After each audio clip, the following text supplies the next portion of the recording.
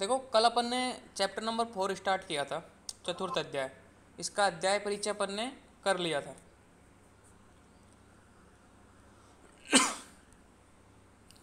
और अपन ने ये 13 प्रकार के जो अधारणीय वेग हैं, मतलब जो नेचुरल अर्जेंस है, जिनको नोट भी सप्रेस, मतलब उनको दबा के नहीं रखना, तुरंत पास आउट करना है, वो 13 प्रकार के बताए थे। अपन ने यहाँ तक कर लिया था। आज करेंगे अपन यहाँ से, नाम मैंने बता दिए थे। आचार्य चरक ने 13 माने।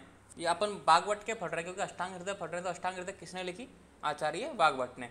तो उसने भी 13 बताए थे, लेकिन आचार्य चरक ने भी 13 माने, लेकिन उन्होंने कास को नहीं माना। मतलब कास नहीं, यानी कफ, उसको नहीं माना, उद्गार को माना है, मतलब ब्लीचिंग। जो उद्गार यानी उर्दूवात, मतलब जो डकार आती है ना, उसको माना है।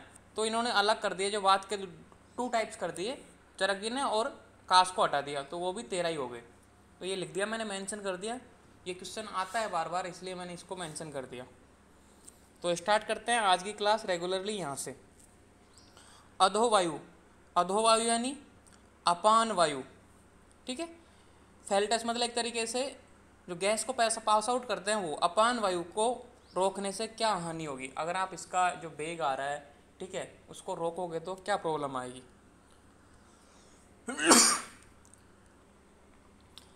तो क्या बीमारी आएंगी? देखो बहुत सारी बीमारी होंगी।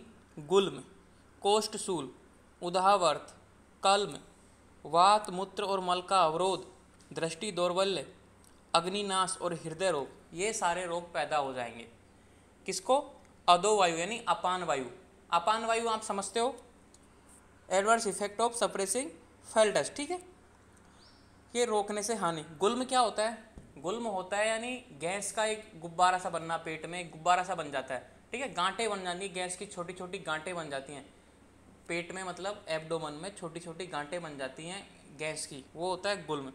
कोष्ठशूल यानी एब्डोमल पेन, मतलब जो पेट में दर्द होता है वो। उदाहवर्त, उदाहवर्त यानी वायु का ऊपर की ओर जाना, मतलब ऊपर की ओर छट जाएगी वो वायु। अगर आप उसको पास आउट नहीं करोगे ना, तो ऊपर की ओर बढ़ जाएगी वो वायु। कल्म, थकान होने लग जाएगी, फटीग। कल्म यानी फटीग यानी थकान। वात, मूत्र और मल का अवरोध, न तो आपकी गैस पास आउट होगी, ना मूत्र का निष्कासन होगा, और ना ही मल का निष्कासन होगा। अवरोध हो जाएगा, विबंध हो जाएगा, कॉन्स्टिपेशन हो जाएगा। दृष्टि दौर्बल्य, आपकी आंखों से दिखाई देना कम हो जाएगा। अग्निनाश, जो आपकी जठरा अग्नि है वो कम पड़ जाएगी, मतलब मंद अग्नि हो जाएगी। और हृदय रोग, और हृदय में विभिन्न प्रकार के रोग पैदा हो जाएंगे अगर आपने अधोवायु यानी अपान वायु को रोकने की कोशिश की, तो ये सब रोग हो जाएंगे, ठीक है। अब इसका ट्रीटमेंट देख लेते हैं। अगर ऐसा किया आपने, इनमें से कोई रोग हो गया, तो क्या करोगे? ट्रीटमेंट, स्नेहन संवेदन कर वात अनुलोमक उपचार करें।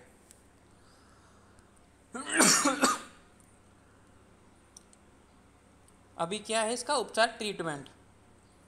स्नेहन, स्नेहन चैप्टर नंबर 16 है, ठीक है।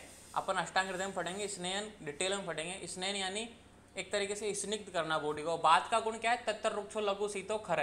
अब आपने ये किया, इससे क्या होगा? वात प्रकोपित होगा। अपन ने कल डिस्कस कर लिया था कि सभी मुख्य दोष वात बताया, मैंने लिख दिया यहाँ पे कि भाई अगर आप इन वेगों को धारण करोगे, इन वेगों को रोकोगे, तो वात दोष की विकृति होगी। तो कहने का मतलब है वात दोष की ट्रीटमेंट करनी है।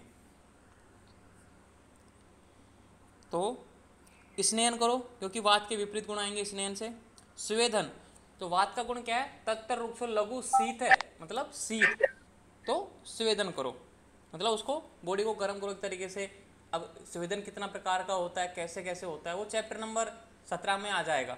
चैप्टर नंबर 17 अष्टांग हृदय का पूरा स्वेदन के नाम से ही चैप्टर है पूरा, उसमें अपन पढ़ लेंगे। अभी तो इतना समझ लो कि जो बात का गुण शीत है ना, उसके अपोजिट स्वेदन, मतलब बॉडी को ऊष्मा प्रदान करना, चाहे वो, ठीक है, निराग्नि हो या सहअग्नि हो। अब निराग्नि कितने प्रकार के होते हैं, सहअग्नि कितने प्रकार के होते हैं, वो सब चैप्टर नंबर 17 में कर लेंगे अपन, टेंशन लेने की जरूरत नहीं है, क्योंकि डिटेल में है।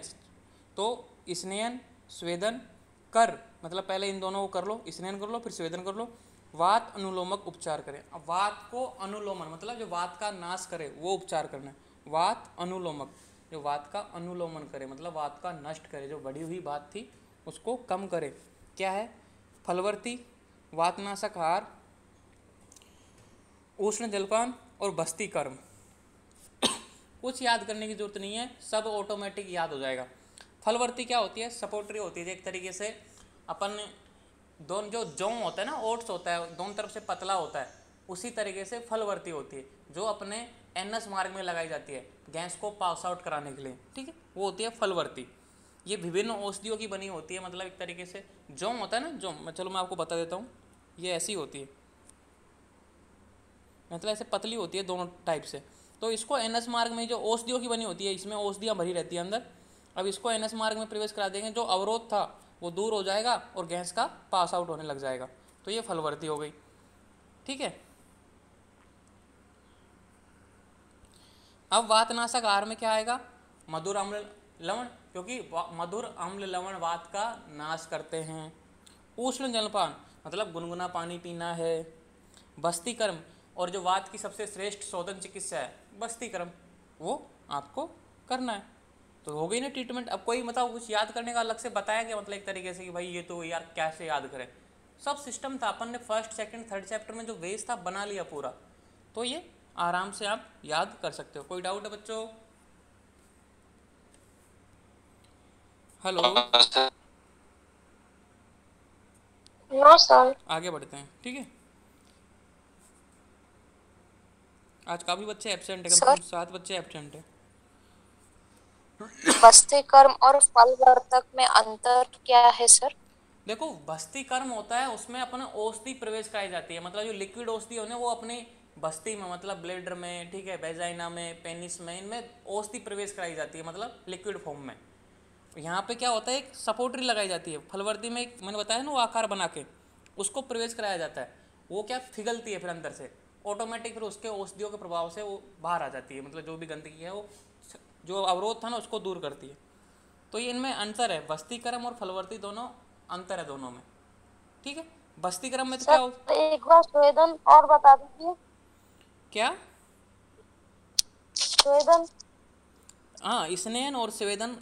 अभी मैंने इतना बताया कि स्नेहन यानी बॉडी को स्निग्ध करना, मतलब अब स्निग्ध करोगे तो क्या मतलब है, वात का नाश करेंगे, मतलब वात के गुणों के विपरीत काम करना है, स्निग्धता लानी है।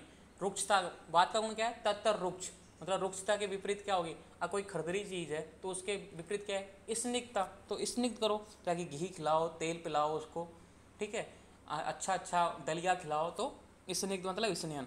स्वेदन क्या है, मतलब एक तरीके से उसको हीट देना, बॉडी को गर्म करना, ठीक है, वो है स्वेदन। ओके, अब आगे बढ़ते हैं। Yes sir. मल वेग रोकने से हानि, अपन ने जो फेल्टस था वो देख लिया, अब देखेंगे मल वेग में नहीं, डिफिसिट मतलब पुरीस, ठीक है, स्टूल, उसको रोकने से, अगर उसको किसी को पुरीस को आउट पास आउट करना है और उसको रोके रख रहा है व्यक्ति, तो उसमें क्या रोग पैदा हो जाएंगे।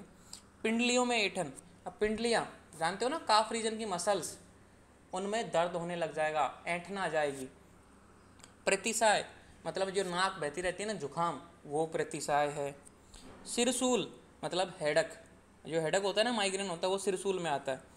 वायु का ऊर्ध्वगमन, वायु ऊपर की ओर छट जाती है, एकदम ऊपर की ओर मतलब आती है ना, कभी कभी व्यक्ति, आपने अनुभव किया होगा, बहुत से व्यक्तियों को मतलब बताया था कि वायु छड़ रही है ऊपर, मतलब एकदम से एक वायु का वेग सा आता है ऊपर की ओर, क्योंकि अपन रोके रखते हैं, मतलब फीटिस ये पुरुष को, मल को, तो वायु ऊपर की ओर चढ़ जाती है, ठीक है। परिकर्तिका, कोलिक पेन मतलब एक तरीके से पेट को कैंची से काटने के समान दर्द होगा, ऐसा लग रहा है कोई अंदर से आपकी आंतों को काट रहा है, कोई ऐसे चूहा काटता है ना कैंची के समान, तो ऐसे लगता है कि आपकी आंतों को किसी ने काट दिया, तो परिकर्तिका बोलते हैं उसको। हृदय संचरोध, अभी मैंने क्या मैंगो शेक पिया तो उस वजह से शायद कफ अचानक से बढ़ गया, तो कफ खांसी आ रही है मुझे बहुत ज़्यादा। हृदय संरोध मतलब हृदय में अवरोध पैदा हो जाता है, मतलब ऐसा लगता है कि भाई हृदय में दबाव पड़ रहा है, बहुत भारी भारी सा हो गया हृदय। अब हृदय में बहुत सारे रोग हैं, जैसे कि इन्फेक्शन है, एंजीनिया पेक्टोरिस है, मतलब अब तो मॉडर्न बहुत सारे नाम आ गए, लेकिन पहले नाम देते थे एक ही, भाई हृदय, हृदय रोग या हृदय संचरोध, जो भी था, मतलब हृदय से संबंधित डिजीज हो जाएगी। अब देखो, मुख से मल प्रवृत्ति, मुख से मल प्रवृत्ति में क्या होगा कि अगर ज़्यादा देर तक रुकोगे तो जो आपका मल था वो मुख से प्रवृत्त होने लग जाएगा, मतलब बमन होने जाएगा, उल्टी होने लग जाएगी मल की, ठीक है। तो इतना ज़्यादा संग्रह कर लिया आपने कि वो मुख से बाहर आने लग जाएगा, तो ये लास्ट में कॉम्प्लिकेशन हो जाएगा, तो ये मल वेग रोकने से हानि है। क्लियर। आगे बढ़ते हैं। अब चिकित्सा क्या करोगे इसकी, ट्रीटमेंट। फलवर्ती सेम है, फलवर्ती मैंने बताया। अभ्यंग, अभ्यंग अपन ने चैप्टर नंबर 2 में किया है अच्छी तरीके से, ऋतुचर्या और दिनचर्या में, कि शरीर पर तेल की मालिश करना। अवगाहन, अवगाहन को बोलते हैं वात टब, ठीक है। अवगाहन में क्या होता है कि जो बाथ टब होते हैं ना, जो रईस होते हैं, बड़े बड़े पैसे वाले होते हैं, उनमें जो बाथ टब होता है, ठीक है, उसमें स्नान करते हैं ना, इस तरीके से अपने गर्दन तक के शरीर को पानी में थोड़ी देर के लिए गुनगुने पानी में रखना, वो होता है वात टब, ठीक है। अवगाहन बोलते हैं उसको।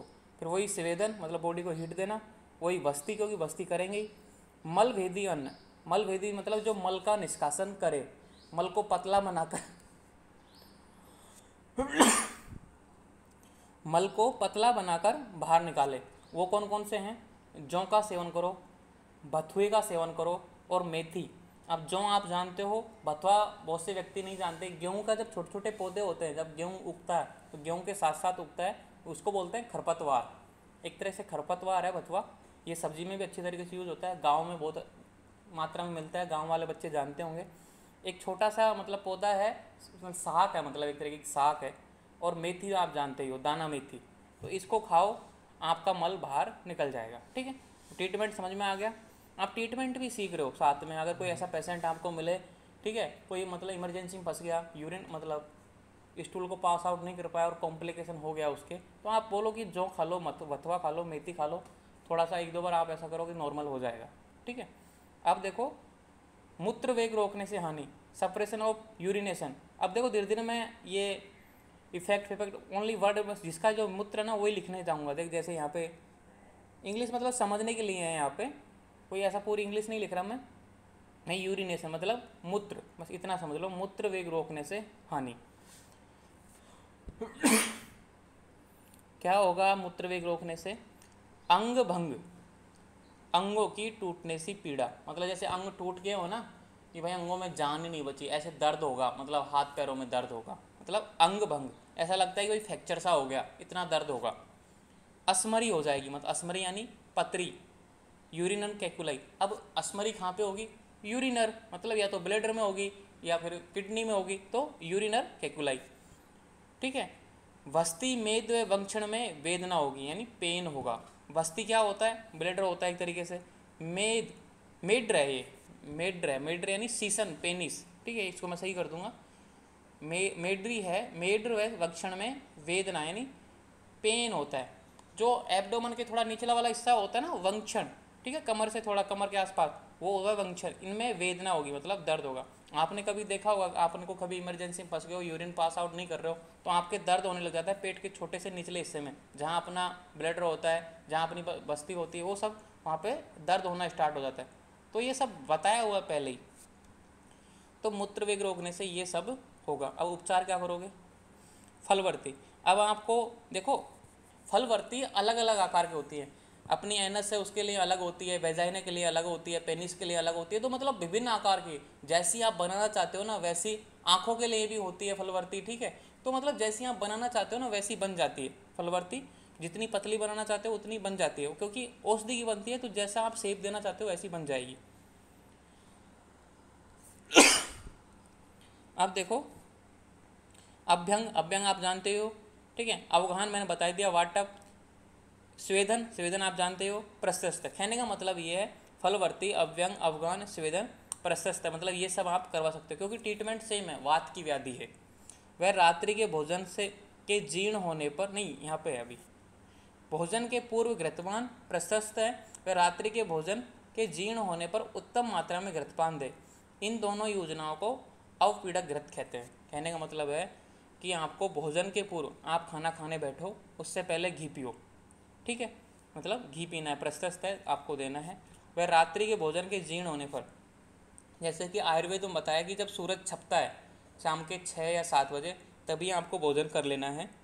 तो 3 घंटे बाद में भोजन पच जाता है, मतलब 10-1 बजा, ठीक है। तो रात्रि के भोजन के जीर्ण होने पर उत्तम मात्रा में, मतलब 10 से 11 के मध्य में आपको उत्तम मात्रा में जितना घी पी सको आप, उतना घी आपको पीना है। इन दोनों योजनाओं को अवपीड़क घृत कहते हैं। कौन सी दोनों योजनाओं को, भोजन के पूर्व और रात्रि के बाद। भोजन पचने के बाद, ठीक है। जो जितना मात्रा में घृतपान, घृत यानी घी को पीना है, ये होता है अवपीड़क। तो अवपीड़क किसमें दिया जाता है? ये अवपीड़क आपको मूत्र वेग मुक्त बताया, लेकिन आप उसको जो मल है और जो अधोवायु है उसमें भी दे सकते हैं, आचार्यों ने ऐसा बोला है। नीचे वर्णन करते हैं ना अलग से हेडिंग डाल के, वो ऐसा बोला है कि आप, क्योंकि तीनों मुक्त वात की व्याधि हैं, ठीक है, तो आप उसमें तीनों में ये अपपीड़क घृत दे सकते हैं, मतलब भोजन के पूर्व और रात्रि को भोजन के जीर्ण होने पर उत्तम मात्रा में। मान लो आपने 7 बजे भोजन कर लिया तो 2 या 3 घंटे में भोजन पच जाता है। 10 या 11 के मध्य में आपको जितना घी पी सको ना आप पियो, ठीक है, वो घृतपान दे। इन दोनों योजनाओं को अपपीड़क घृत कहते हैं। अब देखो अपपीड़क घृत 2 नंबर में आता है, छोटा सा क्वेश्चन। प्राग वक्त, प्राग वक्त यानी होता है जब सुबह का भोजन होता है, ठीक है, उसके पूर्व, और जीर्णांतिक मतलब जब रात्रि का भोजन उसके पचने के बाद घृतपान मतलब घी पीना अपपीड़क कहलाता है। इसकी परिभाषा लिख दिया अपन ने, सिंपल सी बात। कोई डाउट है यहाँ तक किसी को?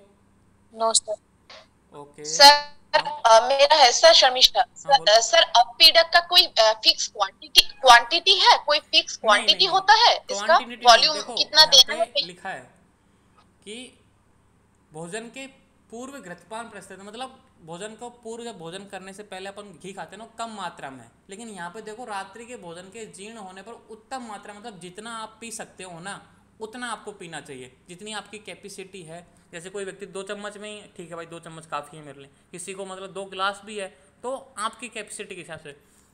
तो भोजन जीर्ण होने के बाद उत्तम मात्रा, रात्रि में ये होता है। कोई व्यक्ति आपने देखा होगा गाँव में जोश जोश में शर्त लगा लेते हैं, ठीक है, घी पी लेते हैं, तो घी पीने से क्या होता है उनको लूज मोशन हो जाता है बहुत ज़्यादा।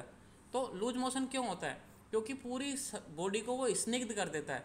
क्या कर देता है? स्निग्ध। वात के विपरीत जितने भी गुण होते हैं घी पीने से सारे अपोजिट काम होते हैं, तो वात को एकदम से वो शांत कर देता है पूरी तरीके से। जो बात बढ़ी हुई थी ना उसको पूरी तरीके से डिक्रीज कर देता है, बिल्कुल नॉर्मलाइज कर देता है। और आपके जो स्रोतस अवरोध था, मल का अवरोध था, मूत्र का अवरोध था, या जो वायु था अधो वायु का अवरोध था, उसको तुरंत दूर कर देता है वो रात्रि में, इसलिए घी का प्रयोग करते हैं। अब यहाँ पे है ना, आप बोल सकते हो भाई तेल का प्रयोग क्यों नहीं कर सकते? क्योंकि तेल सर्वश्रेष्ठ है ना बात का नाश करने में। लेकिन आचार्यों ने इस पर काफ़ी मंत्रणा की, टिप्पणी की, संभाषाएं बैठाई, तो लास्ट में डिसीजन किया था। ये इतना तो मुझे भी नहीं पता क्योंकि अभी काय चिकित्सा में चल रहा है ये टॉपिक, कि अवपीड़क घृत बोला, घृत की बात, क्योंकि तेल थोड़ा ज़्यादा मात्रा में सेवन नहीं कर सकते। घी बैलेंस रखता है, जैसे कि अपन अग्नि को भी मेंटेन रखता है, और किसको, कफ का भी, बात का भी नाश करता है। यहाँ ये क्वेश्चन आया हुआ था संहिताओं में कि भाई अपन तेल का भी तो यूज कर सकते हैं, घी क्यों बोला? घी क्योंकि तीनों दोषों के लिए अच्छा है, वात पित्त कफ तीनों दोषों को साम्य रखता है एक तरीके से घी, इसलिए घी का ज़्यादा यूज करते हैं, ठीक है। एक स्पेशली बात को ही नॉर्मल करना था भाई, बात को तो तेल कर सकते थे, लेकिन अदर दोष भी तो बैलेंस होने चाहिए। बाकी अब मान लो बात को तो ठीक कर दिया, लेकिन अदर दोष इनबैलेंस हो गए तो बीमारी हो जाएगी, लेकिन घी मेंटेन रखता है सबको, इसलिए घी का यूज करते हैं यहाँ पे, ठीक है। उद्गार अब करें आगे start? Yes sir. Yes sir. Okay.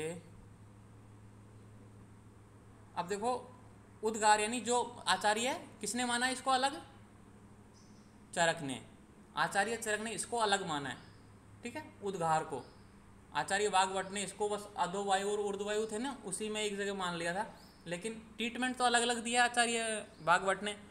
माना एक जगह ही है कि बात की बात दिया, चाहे ऊपर से निकलो चाहे बाहर नीचे से निकलो, लेकिन इसको ट्रीटमेंट अलग अलग दिया दोनों का।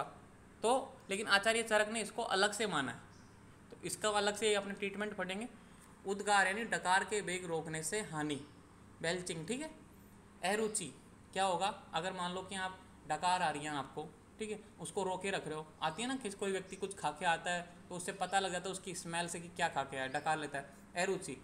एनोरेक्सिया होगा उसको, कंप, उसके हाथ पैर कांपने लग जाएंगे।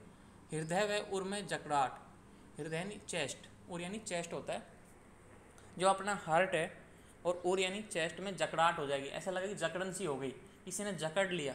कोई व्यक्ति पीछे से आपको हाथ से पकड़ के जकड़ लेता है ना कि छोड़ मुझे ऐसे करते हैं अपन, वैसी जकड़ाहट हो जाएगी। आदमान, पेट का फूलना,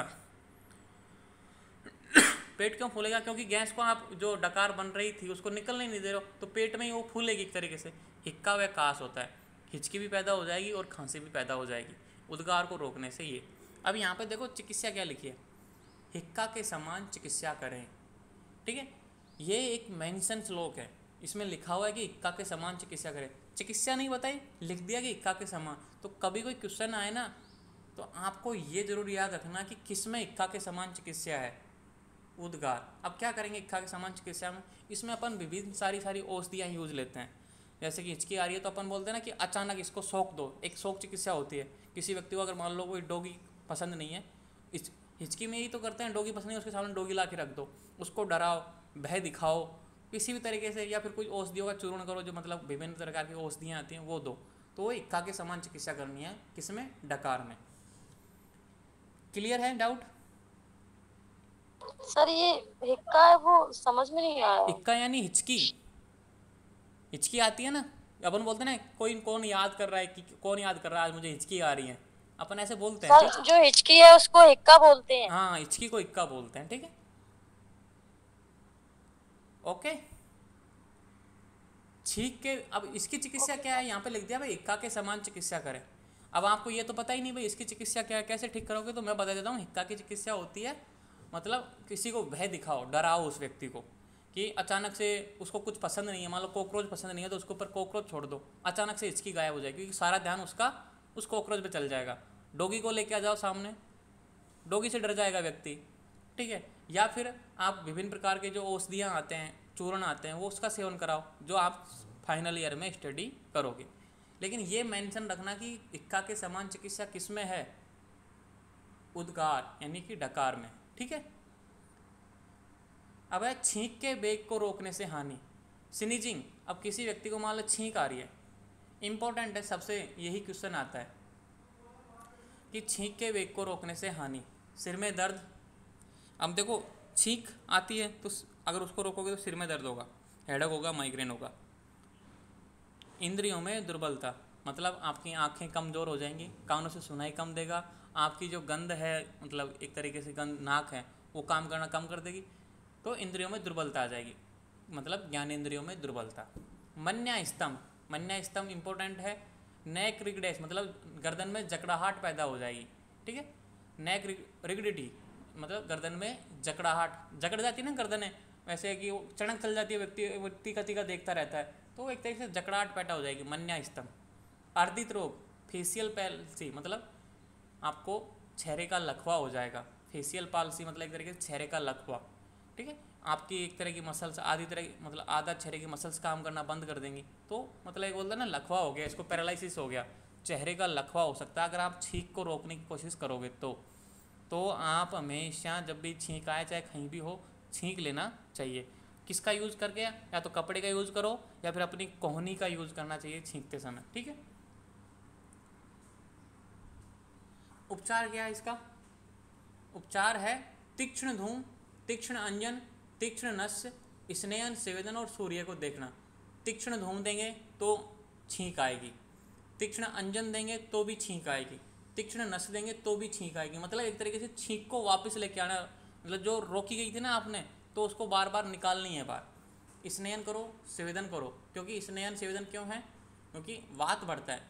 पहले ही क्लियर हो गया था भाई, धारणीय अधारणीय वेगों को धारण करोगे, उनको रोकोगे तो वात बढ़ेगी, तो वात का तो साथ में है ही स्नेहन और सेवेदन।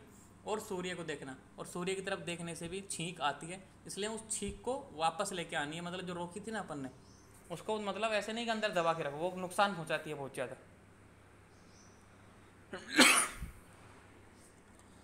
अब देखो छठा है तृषा, प्यास के वेग रोकने से हानि। थ्रस्टी, मतलब अगर आप किसी को प्यास लग रही है और मान लो पानी नहीं पी रहे तो क्या नुकसान होगा? मुख शोष, मुख सूख जाएगा, सूख जाता है ना मुख, यार पानी नहीं है, एकदम सूख गया। हृदय रोग, हृदय में विभिन्न प्रकार के रोग पैदा हो जाएंगे। बधिरता, बहरापन हो जाएगा, उस व्यक्ति को सुनाई कम देने लग जाएगा। अंगों में शिथिलता, मतलब अंग जो अपने ढीले हैं ना, हाथ पैर ढीले पड़ जाएंगे, मतलब एकदम होता है ना कि ताकत सी नहीं बची इसमें। तो सम्मोह, सम्मोह यानी अनकॉन्शियस, मतलब एक तरीके से बेहोशी की स्थिति आ जाएगी एक तरीके से। भ्रम, चक्कर आने लग जाएंगे। अगर ज़्यादा प्यास है तो मतलब अनकॉन्शियस हो जाएगा, मतलब बहुत देर से रोक रहा है तो और बहुत से व्यक्ति होते हैं जो झेलते रहते हैं, उनको चक्कर आने लग जाते हैं। तो व्यक्ति को पानी पी लेना चाहिए, कहने का मतलब ये है, प्यास को ज़्यादा देर तक रोकना नहीं चाहिए। उपचार क्या है? संपूर्ण शीतल क्रिया करें, मतलब उसको ठंडा पानी कूलर के इसी जगह पे ले जाओ, एसी की वाली जगह पे ले जाओ, उसको ठंडा रखो, उसको पानी पिलाओ, बिल्कुल पानी भी, लेकिन आराम से, एक साथ नहीं, बिल्कुल धीरे धीरे, मतलब उसका जो उसके पैरों पे मतलब मालिश करो अच्छी तरीके से, आराम से शीतलता प्रदान करो, उसको कैसे भी करके ठंडा रखो उस व्यक्ति को। ऐसे नहीं कि संपूर्ण शीतल क्रिया, जिस भी माध्यम से उस व्यक्ति को मतलब आपको शीतल रख सकते हो, एक तरीके से उसको सुखपूर्वक अच्छे आराम से बैठाओ, अच्छा पानी पिलाओ, हवा करो, कूलर की हवा में बैठाओ, एसी की हवा में, एसी में बैठाओ उसको, एक तरीके से आराम से रिलैक्स दो उसको, और पानी पिलाओ आराम से थोड़ा थोड़ा, ठीक है। ये है उसका उपचार। अब है भूख के वेग को रोकने से हानि, हंगर। अगर आपको किसी व्यक्ति को भूख लग रही है और वो मतलब भूखा रह ही रहा है, काम ही काम कर रहा है, खाना ही नहीं खा रहा, तो क्या क्या बीमारी होंगी? अंग भंग। अंग भंग यानी अभी बताया था अंग भंग में, अब देखो बार बार मैं नहीं लिखूंगा सारे वर्ड, देखो यहाँ पे मैंने अंग भंग का बताया था, कोई किसमें बताया था? अंगों की टूटने से पीड़ा। तो अब दोबारा याद रखनी चाहिए कि अंगों में टूटने की पीड़ा, जैसे कि आपने कोई बोन फ्रैक्चर हो जाती है, ठीक है, ऐसा लगता है कि भाई हाथ टूट गया, पैर टूट गया, तो दर्द होता है ना, वैसे अंग भंग हो जाएंगे। अरुचि। अरुचि यानी एनोरेक्सिया, मतलब कि खाने में कोई मन नहीं लगेगा, ज़्यादा देर तक भूख, बोलते हैं ना भूख मर गई मेरी, तो फिर खाने में मन भी नहीं करेगा। ग्लानि हो जाएगी उसको, मतलब एक तरीके से ग्लानि किसको बोलते हैं, जैसे कि कोई गलत काम किया होता है ना, एक तरीके से ग्लानि, वैसी फीलिंग आ जाती है, मुझे खाना ही नहीं खाना, दुख वाला काम किया मैंने, ऐसा कुछ हो जाता है। कृष्णता, कमजोरी हो जाएगी, तुम्हें पता है कि भाई खाना नहीं खाओगे तो कमजोरी आएगी, कृष्णता। सूल। सूल यानी दर्द होने लग जाएगा पेट में। भ्रम। भ्रम यानी चक्कर आने, देखो यहाँ पे लिख रखा है मैंने, भ्रम यानी चक्कर आने लग जाएंगे। कोई व्यक्ति ज़्यादा देर तक भूखा है तो चक्कर तो आएंगे ही ना, तो ये भूख से वजह से होता है। उपचार क्या है? लघु स्निग्ध उष्ण अल्प मात्रा में भोजन दे। लघु यानी जो आराम से पच जाए, जल्दी पच जाए। स्निग्ध यानी ऐसे नहीं कि भाई रूखी सूखी रोटी दे, एक रूखी सूखी रोटी चटनी दे दी, नहीं, थोड़ा अच्छा दलिया सा, घी सा, ठीक है, आराम से थोड़ा उष्ण मतलब गरम गरम भोजन, अच्छा भोजन होना चाहिए, और अल्प मात्रा में। कोई भूखे व्यक्ति को एक साथ भोजन मत दो, उसको अल्प मात्रा में दो, थोड़ा थोड़ा भोजन दो। अगर एक साथ दोगे तो अग्नि मंद हो जाएगी उस व्यक्ति की, इसलिए उसको अल्प मात्रा में दो, मतलब थोड़ा थोड़ा खाना उसको धीरे धीरे बढ़ाना चाहिए। तो ये ये भूख का उपचार हो गया भाई, क्या अगर रोग हो गए तो क्या करना है, ठीक है। अब करते हैं निंद्रा के वेग के रोकने से हानि। मैं क्लास को डिसमिस कर रहा हूँ, दोबारा से ज्वाइन होना, अपन यहीं से स्टार्ट करते हैं निंद्रा के वेग के रोकने से हानि को, ठीक है।